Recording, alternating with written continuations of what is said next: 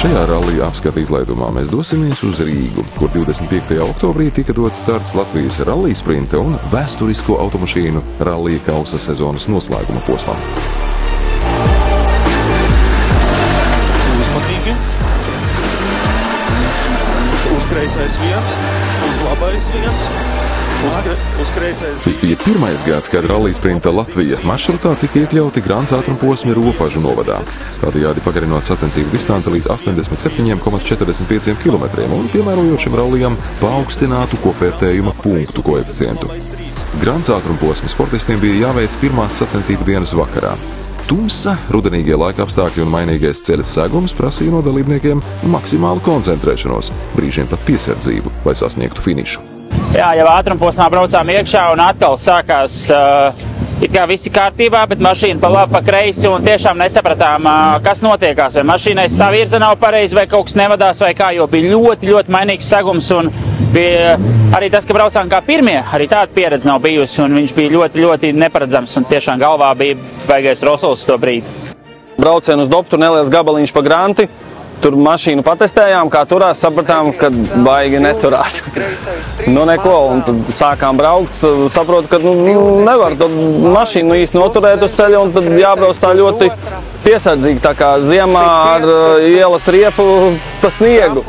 Un tad arī likās, ka būs ļoti švaks tas rezultāts, likās, vispār nekāda ātruma nav prognozējams tas segums, kaut kur slīd vairāk, kaut kur mazāk. Uz Dopa beigām palika tas segums tāds tā kā labāku saķeri, un tad arī kaut kāda drošība parādījās, kad varētu turēties labāk.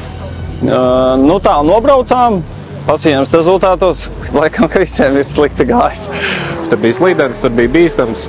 Nu tāds jauna pieredze, un arī minirallijas kādreiz ir Ropažos vienmēr bijis viltīgs, un tur daudz ir kļūdījušies, tāpēc bija tāds bišķiņu uztraukums diezgan, kad tik nesatēs kaut kāds ziepis, tā kā tā. Pirmā reize mums izsit drošinātāji pazud lampas, palika tikai apakšējās malējās, tad bija tā iespaidīgi, bet bija ļoti labs rezultāts, laikam, tāpēc, ka neredz ceļu. Un tad otrā reizē baigi jau bija iznēsāts tāds un mazliet mašīna sāka raustīties. Garējos taisnēs sāka pēc 150 raustīties un slēgties ārā.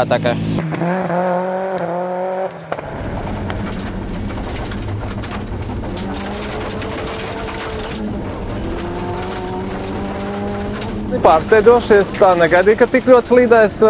Tāda pieredze nebija patika slīdena, tumsā un viss lietas, bet paldies Dievam, mēs arī ar mērķi braucam, lai neieslīdētu grāvī. Mēs gan pirmajā Dopā bišku ieslīdējām, likās, ka paliksim tur, bet veiksmīgi tikām ārā. Bet beigās jau bija baigi feini. Pirmais aplis bija pavisam labi, bet otrajā jau bišķi tur bija jau izdangāts un tādā ziņā un vajadzēja braukt savādāk, bet kopumā ok, forši, jā.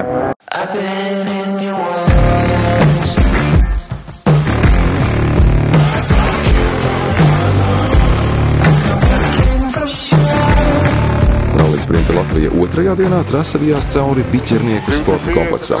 Mitrs asfalts, tramplīni un neskaitāmi pagriezieni, kuros laiku varēja iegūt braucot pa precīzām trajektorijām un nedodot vaļu emocijām un liekām sānsligļiem. Ja pēc pirmajiem 2 nakts posmiem ātrākie bija Kalvis Blūms un Raimonds Zeļuks, tad uz asfalta pārliecinošu sniegumu demonstrēja Mārtiņš Ločmelis ar Hariju Vējiņu. Tas ir izaicinājums priekš manīm, jo man patīk, ka viņš slīd plašāk un mašīnas vadāmības īpatnības arī liek tā darīt. Bet mēs tā kā pamēģinām pabraukt taisnāk un uz rezultātu vairāk.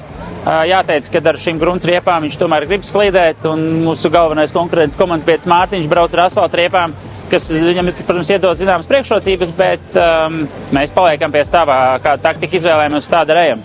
Kaut kur jau drusciņi paslidinies, protams, kaut kādās apakaļejošās ir ātrāk kā apmest riņķī mašīnu, ir ātrāk nekā izbraukt bez sānslīdes, un pašam tāds azarts uzsitās labāks. Bet nu, tā ir, ja tu liec tādas riepas, kas ir tā kā vairāk uz asfalta paredzētas, tad tev jācenšas tā arī braukt ar viņām. Ar gruntsriepu tur viņa pati prasa, man liekas, kad viņa tā jābrauc bišķiņ plašāk un viņa tāpat arī pātrinās. Šito riepu tā ilgi nepabrauks, viņa pārkarsīs un arī beigsies viss.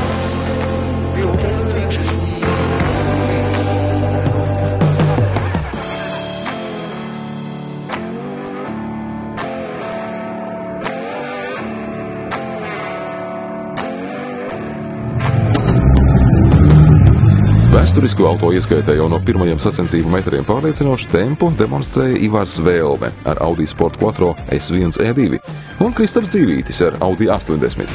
Pirmajā ātrumposmā ātrākais bija Vēlme, otrajā līdera grožus pārņēma Dzīvītis. Tomēr ceturtajā posmā gūtais puses defekts Kristapam maksāja 40 sekundes.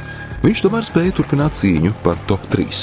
Tagad gandrīz izstājāmies ar puses defektu, labi, ka bija līdzi, norāvām pusesi, un tā raibi iet, tur visādi jau tā sezona tāda, pa kalniem un pa lejām, kā saka. Un šodien mums ir galvenais uzdevums nobraukt līdz galam, jo mēs gribam Alūksnē uz balli iet un sievas tur aizvest. Tā kā tas šobrīd ir mūsu galvenais uzdevums. Mums nav jābūt ātrākajiem vai kaut kā. Mums vienkārši jādabūna ir tas, ka šodien var dabūt tos punktus, un tad sanāk.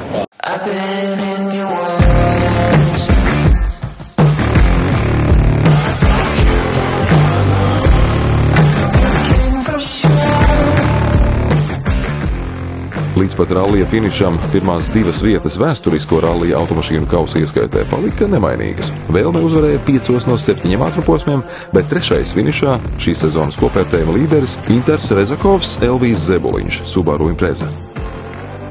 Sezona ir noslēgta, šī gonka viss tā, kā saka, viss sanāca, viss labi un braucām savam priekam, nebija baigi jāuztraucās par rezultātu. Galvenais bija finišēt, to izdarījām un sezona ir izvērtusies ļoti labi beigās un šī gonka sanāca viss labi, tagad izbaudījām visu forši. Sveicu jūs no sirds. Paldies! Prieks jūs redzēt finišā. Auto ir izturējis. Jā, auto ir izturējis. Paldies mašīnai, paldies pašiem un draugiem, atbalstītājiem, ģimenei. Tā kā jā. Šis bija tas uzdevums, kur bija mums jānokļūst finišā. Tā kā jūs brauksiet ar ģimenēm uz balli, jā, beigās. Mēs drīz redzēsim. Vēl mums līdz servisparkam jātiek. Slapi jau, iesvīda. Bet uzcila riepas sāk driftēties jau ritīgi. Laikam pārkars. Dienas beigās gandarījums par sacensībām. Ja godīgi ir, laikam ir. Te forši tāds, nebija tāds baigi samocīts, bija tāds, forši braucams, man liekas, plūsmains bija.